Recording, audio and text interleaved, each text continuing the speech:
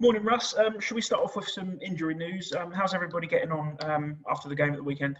Yeah, I think everyone's fit. Apart from obviously Louis Thompson is on his way back, so he's been running out on the grass, so he'll be integrated with the squad towards the end of the week. And then Kieran is back on the grass today as well, running. So fingers crossed, touch wood, and all that everyone remains fit now. But yeah, they're all okay. We had a few walking wounded after the game, just little niggles and knocks and bruises. But now everyone's fine and everyone's training.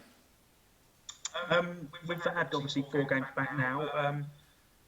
Is that the fitness levels exactly where you expected them to be? Are they finding it harder to adapt to games again, or is it they're just getting back to normal? Yeah, I think they're getting the physical stats so far this season have been much higher than last, which is good in terms of games. The high speed running, the sprint distance, so all of that tells me they're in a much better place physically than they were last season. But we expected that after a full pre-season, because obviously we were coming in during the middle of the season. We changed the training regime, the days of training, how we train, so it was difficult to sort of play catch up during the season and do that. So really pleased with them physically. Put a lot of hard work and planning into it with the medical team and the sports science team who I talk about all the time how good they are. They've been great, and now it's about maintaining and making sure we keep pushing them to their physical limits and make sure they keep improving that. But as I've said all the way along in pre-season, nothing replicates league games and that match fitness it takes. Even after all the pre-season games, it takes 4, 5, 6 games to really get into the swing of it when you're playing, recovering, and you feel ready again to go again straight away. So October's a really busy month, so we need to make sure we balance all of that with enough rest time, recovery time, and players who are not playing so much, keep them topped up, and the ones who are playing, make sure they're ready to keep going. So yeah, it's a tough balance, but physically, and based on the stats and what we see with our eyes, we're really pleased with where they're at and where we know we can get them to as well. Given that they've had 6 months off and they're probably never likely to have 6 months off between games ever again, do you think that's sort of helped, get them have a rest first of all, and also come back and be able to pick up those fitness levels again? Yeah, I think it gave some people a chance to work on some bits that they really needed to, which are difficult during the season when you're just maintaining really between games. So it gave some people a chance. Some people, as I spoke about before, come back in really great condition. But it's different because there was no gyms available to them. There was no, weren't allowed to go and play football. So it was individual stuff. It was straight line running, and all of that's great to get a base fitness level.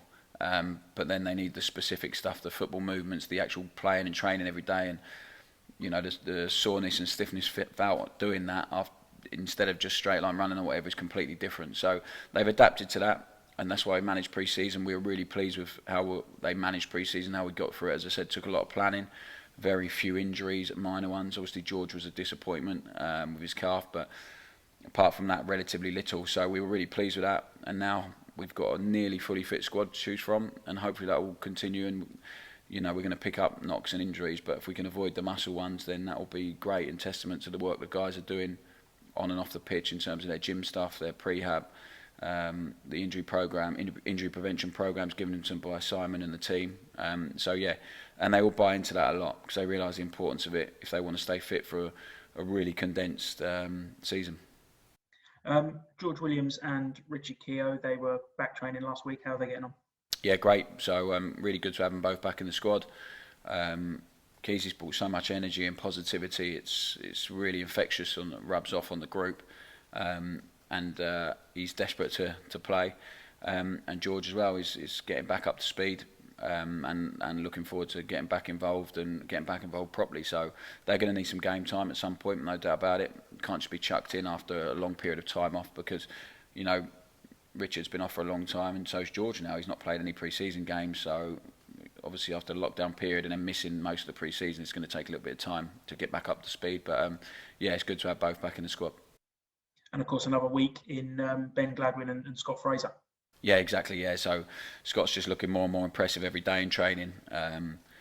Really impressive, his attitude, his focus, his intensity, his want to improve and to learn straight away of how we're doing things. He's really bought into it. So really pleased with Scott and the progress he's making physically. It's coming quickly, but again, he's only been back for 2 weeks after such a long period off, so it'd be too much to ask, I think, for him to start a game soon, and we'd put him in a position where might make him vulnerable to an injury. So we have to manage that, but also desperate to get him onto the pitch because he will be a top performer for us at this level if he maintains the standards he's shown so early. So looking forward to having him back. And Ben, great to have him back. Got on the pitch on Saturday. A little bit rusty, desperate to impress and do something for us in the game. But Ben's back in contention now. He's back training with the group. Really pleased to have him back because everyone can see what a good player he is. After 4 games, then, have you spotted areas that you need to improve your side? Yeah, I don't think anything surprised us. I think we knew what the process would be in terms of we've changed formation, we've had a lot of change of personnel, we had to do a lot of business late for reasons outside of our control. Ideally, we've had everyone in the second day of pre-season and done all of the work that we needed to do, but it's not the case. And having people like Lass come in late and Scott Fraser come in late, Kesey not being available till now to train, and all of that, it doesn't help. But we have to adapt, and we have to, make sure we work on the things that are most important to us week to week. And regardless of results, it doesn't change what we need to work on. I think there's a couple of things we definitely need to tweak that we've seen in a few games. But we knew what we'd need to work on and how much we'd have to work to get there. And I said to you, it's not going to click on the first or second game. I think the most disappointing thing is we probably haven't got the points return our performances deserved over the first 2 league games.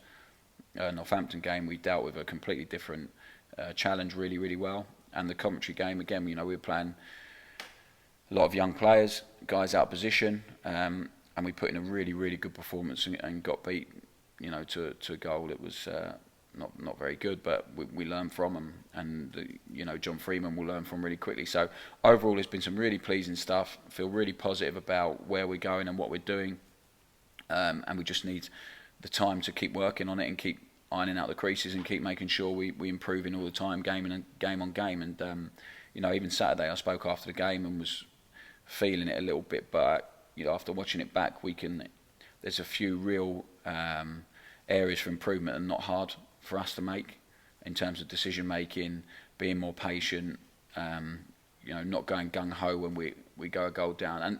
And the referee decision is, I hadn't had a chance to watch it back after when I spoke to you, maybe once or twice on laptop, but it's a great tackle and it's just cost us. So the frustrating thing is we put him in a position where he could make that decision, but it's not a penalty. So it changes the course of the game a little bit and changes their game plan a little bit. So overall I'm really positive. I'm really confident we're going in the right direction. I think everyone can see that if they're watching the games. We have improved on last year already. I think the biggest difference is now people are really wanting to beat us. So because of the way we play, whether that's, I don't know how they see it, but it's the way I see the game, it's the way Luke sees the game, it's the way the players have bought into it. It's not a project for us in terms of, let's just wait and see, can we do it this way? It's completely believe in the identity of the football club, where we're going and the way we should play football. And if that makes us more of a target for people, then we have to deal with that pressure and overcome the work people put in to try and stop us being what we are and where we want to be. Obviously, the fans were dealt a bit of a blow yesterday in that they won't be coming back at the start of October. How much difference has it made for you guys? And does it affect the way you go away from home as well? I think if it's a real disadvantage for us not having fans in at home. There's no doubt about it. When we go 1-1 on Saturday with fans in the crowd, that feels completely different for Lincoln. There's momentum had swung. We were on top. We were in control of the game. We score. If the fans are in there, the game feels completely different for the opposition. There's no doubt about it. They become more anxious because the crowd is, they're so up for it. The energy in there is completely different. Takes energy away from the opposition, and we're going to have to try and use that to our advantage when we're away from home as well. Places like Sunderland, Ipswich, Portsmouth, where it can be made tougher because of the crowd, and people feel that in different ways. Players feel that in different ways on the pitch. So we have to make sure that we overcome that at home and we generate energy from within our group, within ourselves, and the way we play. And then away from home, we've got to try and use it to our advantage and make sure that we continue to do what we're doing, continue to play the way we play without any fear or anxiety of anything else going on. And it's up to us to maintain energy and tempo and intensity from ourselves, which the fans, whether people like it or not, they do give players. There's no doubt about it. And it affects everyone differently. But maybe some players will benefit from that. Maybe some will miss that. I spoke about it. I'll miss that for sure.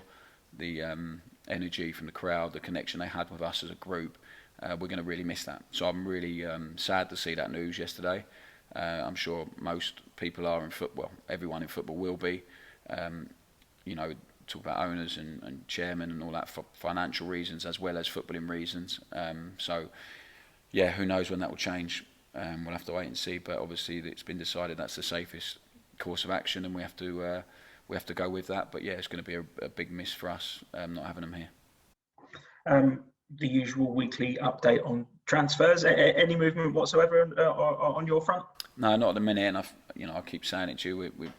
We're working on it, and we'll have to wait and see as and when it happens. But no news on that at the moment.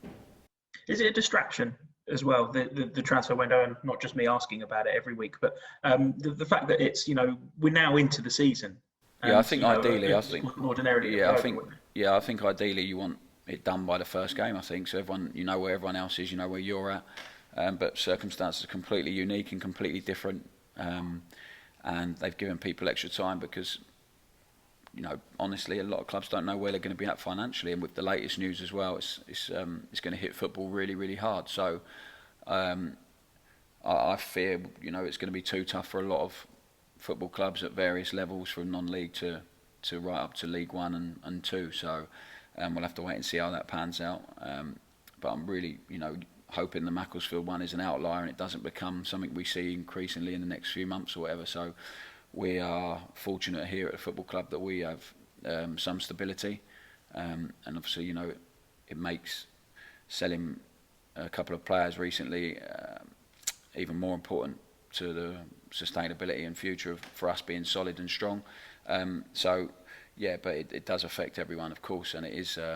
It's a distraction for every manager. Every manager I speak to says the same. They're trying to complete their squad, but they don't know what they're working with. They don't know what they can do. They're waiting on other clubs. So it's a completely unique transfer window, I think, and everyone's just got to navigate their way through. What I would say is I'm so happy with the business we have done, and as I said to you all the way along, I've been really honest. If we can get another one in at some point, then I'll be even more happy. But the group we've got, I'm really pleased with, and the signings we've made have really strengthened us, and that's why I'm so positive about where we're going and what we're going to do. Crewe then on Saturday, what threats do you foresee them bringing? They're a team that plays in a really good style of football. Some really good young players, what they're famed for, obviously coming through their academy, and they've got some really good performers that I think will adapt really well to this level. So, and they've got an identity, they've got a real philosophy of how to do things, and they stick to it no matter what. So within that, I think that brings its own certain level of threat, and I have respect for that because of the way they stick to their plan and what they're doing against whoever they play.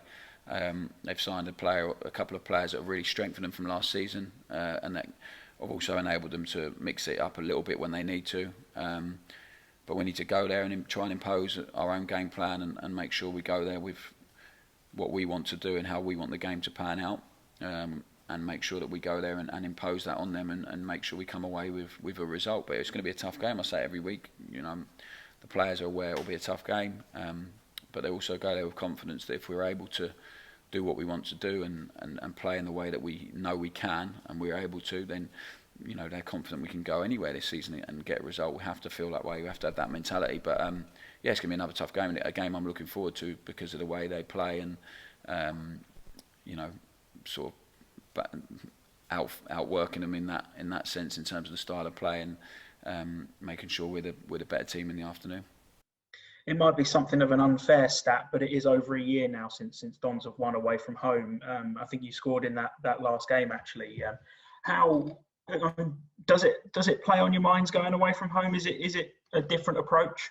No, I don't think so. I think you saw that from the Doncaster game when we should have won the game. I think last season there was numerous games, Lincoln, Shrewsbury, where we should have won the game and we didn't, but we went there and put in really good performances. So I'm not worried about that. It's a stat I want to change quickly, but I don't think it plays in the players' minds. And now, as we spoke about earlier, with the no fans in the stadium, it completely changes the dynamic of an away game. So we need to make sure we turn it into a game that we want to play, into a game that we're in control of as quickly as possible. So I don't think anyone is, and obviously the the year is a bit skewed because of what's gone on and how long we haven't played for. But yeah, we need to win. We need to win home and away, and we need to make sure we pick up a lot more points away from home this season for sure.